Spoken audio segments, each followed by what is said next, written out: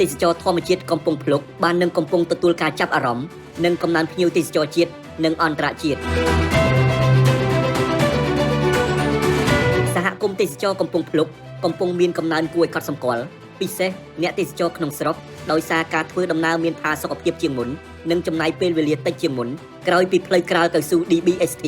ដែលមានប្រវែងជាង9គីឡូម៉ែត្រមួយខ្សែនិងផ្លូវបេតុងប្រវែងជាង1គីឡូម៉ែត្ររួមជាមួយនឹងបញ្ចូលលក់សំបុត្រថ្មីត្រូវបានស្ថាបនាឡើងតាមការណែនាំរបស់សម្ដេចបវរធិបតីនាយករដ្ឋមន្ត្រី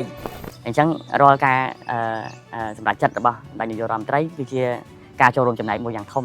មកដល់រដ្ឋបាលខេត្តហើយនេះមិនមែនជាលើកទី1ទេដែលសម្ដេចនាយករដ្ឋមន្ត្រីលោកបានចុះទៅជួយច្រើនដងមកហើយដែលលោកតែងតែមកកម្មវិធីនៅក្នុងខេត្តសៀមរាបនេះគឺលោកបានចុះទៅដល់ស្ងាត់ដើម្បីចុះទៅមើល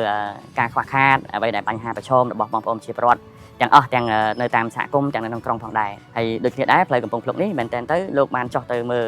សហគមន៍ទូកទេសចររបស់យើងអញ្ចឹងទៅហ្នឹងកន្លងមកលោកមិនដែលបានឲ្យអាជ្ញាធរមូលដ្ឋានដឹងទេព្រោះដោយសារអីខ្លាច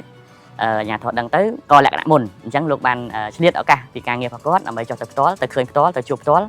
ហើយទៅចែកវែកញែកសួររកពីបញ្ហារបស់សហគមន៍អញ្ចឹងលោកក៏បានណែនាំឲ្យអាដាមសៀងណាំបានកសាងផ្លូវ15គីឡូម៉ែត្រហើយផ្លូវនេះសាងសង់រួចហើយយើងបានឃើញថាតាំងពីកសាងផ្លូវនេះមកកំណើនភ្ញៀវកើនឡើងខ្លាំងកន្លងមកភ្ញៀវខ្មែរមិនសូវទៅ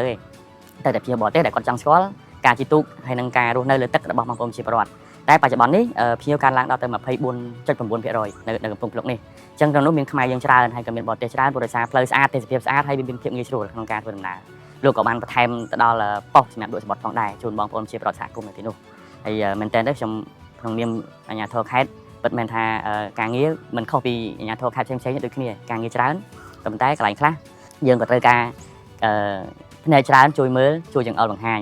ហើយសម្ដេចលោកតែងតែឆ្លៀតឱកាសអស់នេះហើយលោកទទួលព័ត៌មានច្រើនពីគ្រប់ជ្រុងជ្រោយទាំងអស់ដើម្បីលោកឆ្លៀតឱកាសបានទៅចុចយកទិសដៅសំខាន់សម្រាប់លោកក្នុងការចុះទៅ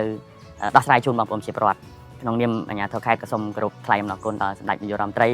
ក្រៅពីលោកបានចុះទៅតាមដានលោកក៏តែងតែតាមដានគ្រប់ព័ត៌មានទាំងអស់នៅក្នុងខេត្តសៀមរាបនេះហើយលោកក៏បានផ្ញើសារឲ្យចូលរួមសហការដោះស្រាយនៅបញ្ហាផ្សេងៗកន្លងមកបាទមិនថានៅក្នុងក្រុងមិនថានៅស្រុកមូលដ្ឋានឆ្ងាយក៏លោកទទួលព័ត៌មានហើយលោកបានតែងតែណែនាំខ្ញុំបាទសូមបញ្ជាក់ផងដែរថាការណែនាំរបស់លោកមិនត្រឹមតែការដោះស្រាយទេមានការងារជាច្រើនដែលលោកកន្លងមកលោកបានចង្អុលបង្ហាញដើម្បី